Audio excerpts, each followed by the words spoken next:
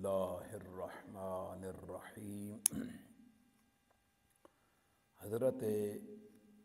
ابراہیم بن ادہم رضی اللہ تعالی عنہ آپ گزرے وَهُوَ عِنْدَ قَوْمٍ قَدْ أَضَافُوا وَأَكْرَمُوهُ، ایک قوم نے آپ کی مہمان نوازی کی اور آپ کی تکریم کی۔ فقال، آپ نے فرمایا نعم الشیء ھذا یا ابراہیم ان لم یکن تکرمۃ دین، فرمایا بہترین چیز یہ ہے اے ابراہیم بن ادہم، اگر یہ مہمان نوازی اور تکریم نہ ہو تو فرمایا پھر بندے کے پاس دین ہی نہیں ہے۔ تو یہ دین ہونا، یہ اس بات کی دیندار ہونے کی علامت یہ ہے کہ مہمان کی تکریم کی جائے، اس کی مہمان نوازی کی جائے۔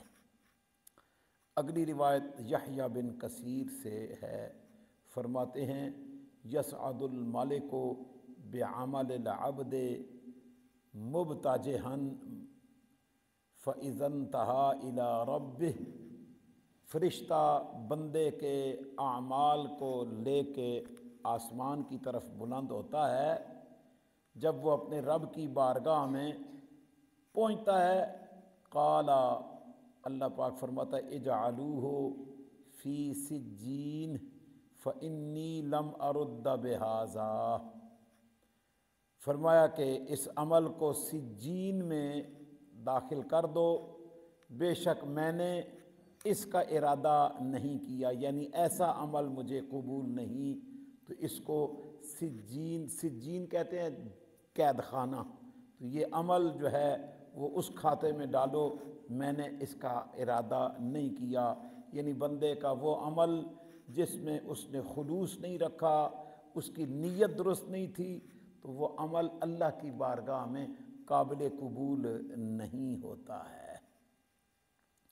اگلی روایت ابو محمد بن ابو منصور روایت کرتے ہیں، فرماتے ہیں ان عابدا فی بنی اسرائیل، بے شک ایک عبادت گزار بنی اسرائیل میں، عبد اللہ، اس نے اللہ کی عبادت کی، فی سرب 40 سنۃ، 40 سال تک لگاتار اس نے عبادت کی۔ فقالت الملائکہ، فرشتوں نے کہا وعزتک ربنا، تیرے عزت کی قسم اے ہمارے رب، ما رفعنا الیک خفاء، ہم نے نہیں بلند کیا تیری طرف اس کے مخفی عمل کو۔ قال، اللہ پاک فرماتا ہے صدقتم ملائکتی، سچ کہا تم نے اے میرے فرشتوں، ولکنہ یحب ان یعرف مکانہ، کہ وہ پسند کرتا تھا کہ اس کا مکان، اس کی جگہ پہچانی جائے، اور اس کا جو مرتبہ ہے، مقام ہے، وہ رب کی بارگاہ میں رب جانے، بندہ جانے، اس کا مخفی عمل کسی پر ظاہر نہ ہو۔ اگلی روایت حضرت شرحبیل بن یزید عبید بن عامر سے روایت کرتے ہیں، انہوں نے فضالہ بن عبید سے سنا، وہ فرماتے ہیں لأن اکون اعلم ان اللہ قد تقبل منی مثقال حبۃ من خردل، فرماتے ہیں اگر میں جان لوں کہ بے شک اللہ نے مجھ سے میرے عمل کو جو رائی کے دانے کی بھی برابر ہے قبول کر لیا، احب الی من الدنیا وما فیہا،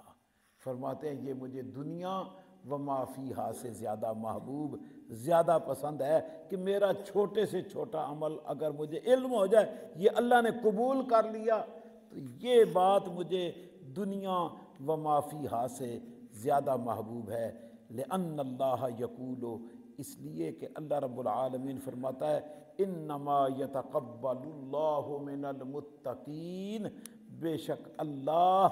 پرہیزگاروں کے اعمال کو قبول فرماتا ہے، متقین کے اعمال کو اللہ اپنی بارگاہ میں قبولیت عطا فرماتا ہے تو فرماتے ہیں اگر مجھے میرے اعمال کی مقبولیت کا علم ہو جائے تو یہ میرے لیے دنیا و ما فیہا سے زیادہ محبوب ہے۔ تو بندے کو اپنے اعمال کی قبولیت کی بھی فکر کرنی چاہیے کہ اللہ نے اسے قبول بھی کیا ہے یا رد فرما دیا ہے۔ تو آج کے چیپٹر میں اعمال کے قبول اور عدم قبول کے بارے میں ہم نے احادیث سماعت کی ہیں۔ پہلی حدیث میں یہ تھا کہ بندے کا عمل فرشتے لے کے اللہ کی بارگاہ میں گئے، رب نے فرمایا یہ رد کیا جاتا ہے، اس کو سجین میں پہنچا دیا جائے، یہ عمل قابل قبول